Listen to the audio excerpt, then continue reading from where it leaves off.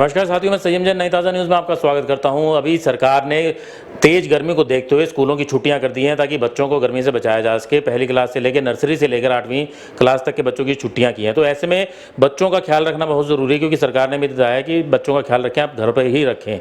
तो ऐसे में जो हम जानते हैं डॉक्टर प्रियंका इलाहाबादी से, जो पीडियाट्रिक्स हैं, जो बच्चों को लेकर जो हमें बताएंगे कि इस भीषण गर्मी के अंदर अपने बच्चों का कैसे ख्याल रखें, कैसे जो डायरिया होने का उनको डर रहता है या डिहाइड्रेशन होने का जो डर रहता है, तो कैसे अपने बच्चों को बीमार होने से बचाएं। मैम बताएं कि अभी भीषण गर्मी पड़ रही है, पारा जो है बहुत ज़्यादा चल रहा है, 47 डिग्री से ज़्यादा तापमान पहुंच चुका है। ऐसे में जो छोटे बच्चों का ख्याल है विशेष तौर से कैसे रखा जाए, इस गर्मी से कैसे बचा जाए? ये एक अच्छी पहल है आपकी तरफ, आपके न्यूज़ चैनल की तरफ से, क्योंकि गवर्नमेंट ने तो अपने रिकमेंडेशन दे ही दिए हैं कि बच्चों को अंदर रखिए, अभी स्कूल ना ही लगाएं तो बेहतर है।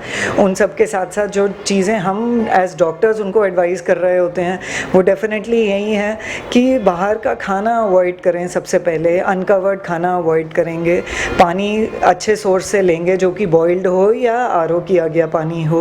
ओपन्ड खाना, ओपन्ड वाटर बिल्कुल ही अवॉइड करेंगे। ये तो, और बाहर जाना ही अवॉइड का क्यों रीज़न है कि डिहाइड्रेशन लॉसेस होते हैं हमारे बॉडी से जब हम धूप में ज़्यादा होते हैं, तो वो अवॉइड कराने हैं हमने बच्चों को। तो इसीलिए अर्ली मॉर्निंग उनके खेलने का टाइम रखें, इवनिंग्स उनके खेलने का टाइम रखें। और इन्फेक्टेड हैं तो क्या करना है, वो ज़्यादा ज़रूरी बातें हैं कि इन्फेक्शन कहीं ट्रैवल करके आए हैं और बच्चा लूज स्टूल या दस्त कर रहे हैं, वॉमिटिंग कर रहे हैं, तो आपने टाइमली मेडिकेशन तो लेना ही लेना है और साथ में हाइड्रेशन का अपना पूरा ध्यान रखना है। मेरे ख्याल से एज डॉक्टर्स तो मैं पहला एडवाइस उन्हें ये दूंगी। तो हाइड्रेशन को लेकर बात ये आती है कि कुछ भी पी लेने से मतलब हाइड्रेशन दूर हो जाता है, पर लेकिन ऐसा मैं मानता हूँ कि सुना है जो ऐसा नहीं होता कि कुछ भी पीने से हाइड्रेशन नहीं रहता है। तो कुछ चीज़ें ऐसी होती है कि जिनको पीने से कोई फ़र्क नहीं पड़ता है, तो ऐसा क्या एडवाइस करेंगे? हाँ, जैसे हम लोग बोलते हैं दस्त के दौरान कि घर में बच्चे को ORS दीजिए, दाल का पानी दीजिए, है ना, दाल चावल खिचड़ी कर्ड ये ज़्यादा दीजिए, जिनमें साइंटिफिकली प्रूवन है कि इलेक्ट्रोलाइट्स हैं, सोडियम पोटेशियम है, जो स्वेटिंग से लॉस हो रहा है हमारी बॉडी से, है ना।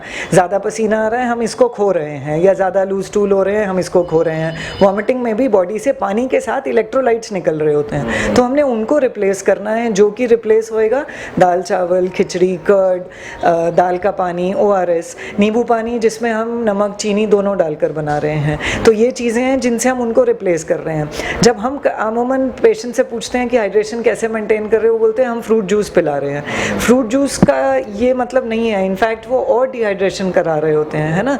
आपने जूसेस नहीं पिलाना है क्योंकि वो शुगर कंटेंट में हाई होते हैं। जब मैं बोल रही हूँ घर वाला ORS, तो मैं नमक चीनी दोनों बोल रही हूँ। तो अगर हम फ्रूट जूसेस दे रहे हैं तो उनमें मेजरली शुगर कंटेंट ज़्यादा जा रहा है एज़ कम्पेयर टू सोडियम। तो हमने घर का ORS भी बनाना है तो 1 चुटकी नमक डालना है, आधा फ्लैट चम्मच चीनी का डालना है, फिर वो घर वाला ORS बोला जाता है। And what is new is कि ORS आजकल रेडी टू यूज़ आता है, जो पैकेज्ड रेडी टू यूज़ आते हैं, कई ड्रग कंपनीज बना रहे हैं, which are better testing. Test का क्या इशू है कि हमारे पीडियाट्रिक्स में छोटे बच्चों में दवाई वही अंदर जाएगी जो पैलेटेबल है, जो खाने में बच्चे को ठीक लगेगी। और नॉर्मल पाउडर वाले ORS जो हम बोलते हैं, छोटे पैकेट को 200 ml पानी में घोलिए, बड़े पैकेट को 1 लीटर पानी में घोलिए, वो थोड़े बकबके होते हैं। 5 साल से ऊपर वाले बच्चों को तो हम समझाकर पिला पाते हैं, पर छोटे बच्चे अमूमन वो ही वॉमिट करने लग जाते हैं। तो उनमें आप वो ट्राई कर सकते हैं जो ready to use ORS, packaged ORS आजकल आते हैं जी। तो ये कोल्ड ड्रिंक वगैरह भी पी लेते हैं बच्चे लोग? हाँ, नहीं, कोल्ड ड्रिंक भी एक शुगर कंटेंट हाई हुआ, वो भी कहीं से हाइड्रेशन को ठीक करने वाली चीज़ नहीं हुई। और ऑन द कॉन्ट्ररी वो डिहाइड्रेशन आपको बढ़ा और दे सकती है, क्योंकि वो हाई शुगर कंटेंट वाली चीज़ है।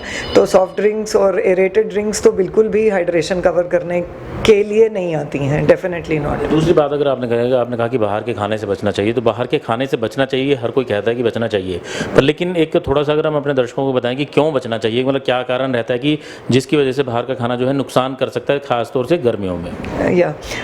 इसके भी अगेन ये भी अच्छा सवाल है कि वो क्यों ख़राब है। 2 रीज़न से, एक तो हीट इतना ज़्यादा है कि अगर वो अच्छे और साफ़ सफाई से बना भी रहे हैं तो भी बिना रेफ्रिजरेशन के और ओपन पड़ा हुआ खाना जल्दी ख़राब करता है, उसके अंदर बैक्टीरियल ग्रोथ जल्दी होगी। अगर हम बाहर बना हुआ खाने की, इस बारे में बात करें। दूसरा, वो बनाया किस तरह से गया है वो भी एक डाउटफुल है। अगर वो स्टैंडर्डाइज्ड, हमारे कंट्री में तो कुकिंग और रेस्टोरेंट्स पर भी कोई बहुत ज़्यादा गाइडलाइंस नहीं है। अब्रॉड में तो गाइडलाइंस हैं कि आप इतने दिन का खाना ही स्टोर करके सर्व कर सकते हो या आप यही रख सकते हैं। तो इसलिए ओपन जगहों पे खाना तो बिल्कुल ही आपने नहीं देना बच्चों को या अडल्ट्स को भी। और तीसरी चीज़, जो ओपन है खाना वो इन्फेस्टेड भी होएगा, हाउस फ्लाइज, मक्खी उन पर बैठेंगी, which are source of infections like hepatitis A, like typhoid. तो ये तो मतलब जो डायरिया, डिहाइड्रेशन के साथ आप बुखार और उसकी मार और दे रहे हैं, तो डेफिनेटली ये तो प्रिवेंटेबल होना चाहिए। जी, ये बात हुई मैम कि अभी बच्चों को किस तरीके से ख्याल रखा जाना चाहिए, क्या देना चाहिए, क्या नहीं देना चाहिए, बाहर नहीं भेजना चाहिए, धूप और गर्मी से बचाना चाहिए। दूसरी अगर हम बात करते हैं, अगर बच्चों को बीमारी हो जाती है, डिहाइड्रेशन अगर हो रहा है या डायरिया अगर हो रहा है, उसके शुरुआती लक्षण क्या है और कब अलार्मिंग सिचुएशन कब है कि जब डॉक्टर के पास जाना ही जाना है? जी जी, इसमें जो पेरेंट्स खुद से घर पे देख सकते हैं वो ये हैं कि लूज स्टूल की गिनती हम उन्हें बोलते हैं मत कीजिए कि इसने 5 बार कर लिया, 7 बार कर लिया तो हम घबरा रहे हैं, ऐसा नहीं है। अगर बच्चा एक्टिव है, प्लेफुल है और स्टूल पास कर रहा है, पर आप उसकी हाइड्रेशन मेंटेन कर पा रहे हैं, वो जितनी बार स्टूल कर रहा है आप उतनी बार ORS, पानी, खिचड़ी, कर्ड उसको खिला पा रहे हैं, बच्चा एक्टिव है, तो अलार्मिंग साइन बिल्कुल ही नहीं है। कहाँ से अलार्मिंग साइन होना है? बच्चा डल है, यूरिन कम कर रहे हैं, उसकी टंग, उसकी जीभ आपको ड्राई लग रही है, दीज आर इंडिकेशंस कि अब पानी की कमी की तरफ जा रहा है, जो कि ज़रूरी नहीं है कि वो उस स्टेज पर भी उसको फ्लूइड्स की ज़रूरत है। कई बार वो पेशेंट्स इंसिस्ट कर रहे होते हैं कि नहीं जी, हम चले गए थे कहीं पर, हमने ग्लूकोज लगवा लिया। Let a qualified doctor decide whether the child needs IV fluid या उसको आप ओरल भी आप उसका हाइड्रेशन करेक्ट कर सकते हैं। एक्टिव खेलते हुए बच्चे को सिर्फ इस रीज़न से ग्लूकोज लगा देना कि उसको लूज मोशन हो रहा है, नहीं। अगर वो अपना रिप्लेसमेंट खुद ही कर पा रहा है तो हमें सबको फ्लूइड लगाने का ज़रूरत नहीं होता है। पर जिनको है ज़रूरत, उनको अगर आप टाइमली लाते हो तो हम बेटर एक्शन ले पाते हैं। बहुत सीरियस करके कई बार लाते हैं कि 10 चल रहे थे, हमने लगा कि आते हैं, पर जब तक पानी की इतनी कमी हो रही होती है कि उनके अंदर टॉक्सिक मेटाबोलाइट्स बढ़ने लगते हैं। टॉक्सिक मेटाबोलाइट से मतलब हुआ कि शरीर में कुछ ऐसे पदार्थ बनने लग जाते हैं जो हार्म करने लग जाते हैं बच्चे को, जब इतना सीवियर डिहाइड्रेशन हो जाता है। तो जल्दी एक्शन लेना तो बिल्कुल ही अनिवार्य है, बट एक क्वालिफाइड क्लिनिशियन के पास जाकर जो आपको ये बता सके कि इसको ओरल से निकाला जा सकता है कि अब नहीं निकाला जा सकता। ये बात हुई कि डायरिया की बात की हमने, डिहाइड्रेशन की बात करी, तो अगर हीट स्ट्रोक की बात करें, क्योंकि गर्मी बहुत ज़्यादा है, तो ऐसे में बच्चे अगर बाहर खेलने भी जाते हैं, मतलब अभी छुट्टियां हो गई हैं स्कूलों की, तो खैर स्कूल तो नहीं जाना, लेकिन फिर भी बच्चे टिकते नहीं हैं घर पे, अपने बाहर खेलने चले जाते हैं, तो हीट स्ट्रोक होने का भी डर रहता है। तो उसमें कैसे बचाव करें और उसके क्या लक्षण रहते हैं? हाँ, actually heat stroke is just body का टेम्परेचर आपने इतना हाई करा दिया, हाइपर पायरेक्सिया की तरह वो लोग प्रेजेंट करेंगे और उसमें भी डिहाइड्रेशन के साइंस आने लगेंगे। पानी की, उसका ट्रीटमेंट भी पानी की कमी पूरी करना ही है। बट इतना हीट की वजह से अगर हाइपर पायरेक्सिया, टेम्परेचर 104, 105 से ऊपर है अगर बच्चों का, तो उस टाइम पर भी पैरासीटामोल वगैरह खिलाने से ज़्यादा आपको फ्लूइड देना पड़ेगा हीट स्ट्रोक में। और इस टेम्परेचर की वजह से कई बार बच्चा बहकी बात कर सकता है, जिसको आम भाषा में हीट स्ट्रोक बोला जाता है। तो इट्स नॉट एक्चुअली स्ट्रोक जो अडल्ट्स में होता है, इसका उससे लेना देना तो नहीं होता है। बट ये बच्चे हाई फीवर की वजह से और डिहाइड्रेशन की वजह से बहकी बात कर सकते हैं, विच इज़ वेरी वरीसम। वो काफ़ी डरावना होता है अपने बच्चे को वैसा देखना। तो उसको अगेन आपको एक क्लिनिशियन तक पहुंचना है जो आपको पैरासीटामोल, इंजेक्टेबल्स और फ्लूइड के साथ बच्चे को निकाल सकें। उसका हाइड्रेशन ठीक करते ही आप रियलाइज़ करेंगे ये अजीब कंडीशन बच्चे की बेटर होने लग सकती है। ट्रीटमेंट का एक पार्ट और है जो हर डायरिया और हर वॉमिटिंग वाले बच्चे को नहीं डालना है, which is antibiotics. Antibiotic misuse मतलब जहाँ उसकी ज़रूरत नहीं भी है वहाँ उनको नहीं देना है। वो एक क्लिनिशियन को डिसाइड करने दिया जाए तो बेहतर है। पेरेंट्स कई बार अपने आप भी ले रहे होते हैं, दुकान से पूछ कर ले रहे होते हैं, या घर में किसी ने बोला कि हमारा बच्चा इससे ठीक हुआ था तो आप भी ये वाली एंटीबायोटिक ले लीजिए। Antibiotics are not at all indicated in all diarrhoea cases, ऐसा नहीं है। कई बहुत सारे तरह के डायरिया, डिहाइड्रेशन जो हैं वो वायरल हो रहे होते हैं, तो उनमें एंटीबायोटिक का रोल ही नहीं है।